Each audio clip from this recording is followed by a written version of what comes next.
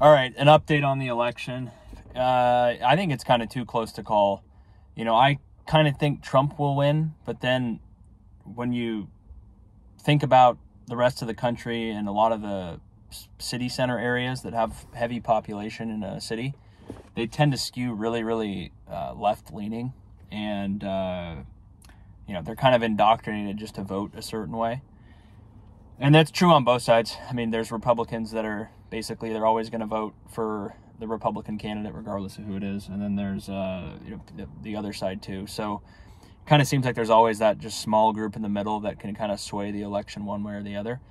And last time with mail-in voting and COVID, it really hurt Trump. I think things were going pretty well until that happened. And then, COVID was an unforeseen thing. You can argue if you agreed with what Trump was doing or what he wasn't doing during COVID, but it hurt the president, right? A lot of people maybe said we want to go with someone else because of COVID, but it would have been a negative no matter who was there, for the most part.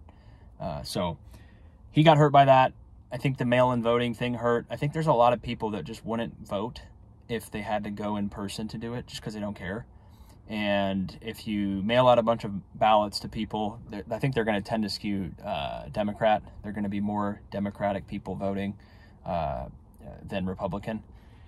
And that's usually how it's been working, at least recently. Even the popular vote, I mean, sometimes the Republican will win the candidacy, but they will lose the popular vote. So there's no question that most people are, just in general, they're more left-leaning than they are right-leaning. But the Electoral College doesn't necessarily, you don't need to win the popular vote to win the election. So I think Trump, it seems like it's pretty close the last time I checked in the betting market, which is a good indicator of how things are going. And I think it was pretty close. One of them was a slight favorite, and then the other one was a slight favorite. If you're confident like one way or the other, believe me, it's hard to predict. You might think Harris is a bad candidate or that she's not well-spoken or she doesn't have a lot of experience, but a lot of people, millions and millions of people don't even consider that. They look at her and they just say, she's a woman, or, she's somewhat attractive, or she is more competent than Joe Biden. I mean, and that's it. They don't even care. Or you have people that look at Trump and just say, I hate Trump. And they're going to vote for whoever is not Trump. And you have people on the other side too, where they just are going to vote for the Republican no matter what. And anything Trump does, they're going to say it's okay, and you can't convince them otherwise, right? So it's probably 5 to 10% of people that are really undecided, and they could lean one way or the other. And I don't know how to quantify those people. And I don't know how you could realistically say, even if you look at some polls, what those people are going to do on election day. I tend to think, they're going to vote for Trump again because they voted him out last time, and things haven't necessarily been the greatest under Biden. Biden kind of doesn't know what he's doing. And I know Biden's not the candidate anymore, but Harris is kind of a continuation of Biden and probably a little bit more left-leaning than Biden would be. So people are probably saying, well, we kind of want to shake things up again. And I know Trump, he already had 4 years, so he's only going to get 4 years. And worst case scenario, he's going to be in there 4 years, right? He can't be in there longer than 4 years. Kind of a lame duck in that capacity because he already had 4 years.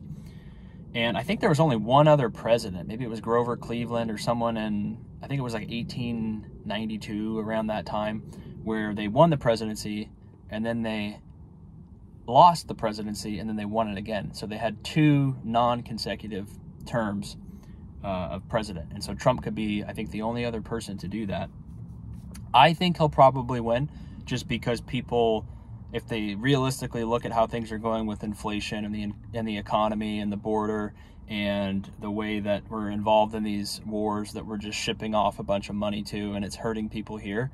And again, just the prices of things in the economy. There's going to be people that say, I don't like Trump, like the way he acts, but I'm going to vote for him. Things were not as bad when he was in, at least economically. Prices were more stable. We seem to be not in these wars and shipping off a bunch of money to international, countries like Ukraine or this whole Israel situation, Russia. all these conflicts that are going on that we're somewhat involved with. The average American has no idea about that stuff. They don't, and the average American doesn't really care. They just care about, you know, what's my purchasing power? Can I still afford, you know, food? Can I afford my rent? Can I afford my house? And if your life gets worse under those metrics, you're going to lose a lot of people that maybe voted for Biden. They're going to say, screw this, I'm not voting for a Democrat this time. You know, my life got calculably worse under Biden, so I'm going to vote for the other guy. And people say that for every president, right? They say, you know, even when Trump was there, they said, oh, COVID's going on. I don't agree with the stuff he did during COVID, and right now things are not good, so I'm not going to vote for Trump. Even though maybe for the first 3 years of his presidency, things were going pretty well, right? But COVID and maybe the way he handled it in the, you know, could hurt him, right? Now, Biden totally would have got crushed by Trump because Biden's just a ghost and he's not really there. But Harris, you know, you could say you don't like her or whatever. She certainly is more competent, even though she's not totally competent, but she can stand up and not fall asleep, and she's not geriatric and, you know, somewhat competent, right? I think she'd probably get pushed around and wouldn't really know what she's doing if she was the president. Like, there'd be a big learning curve there.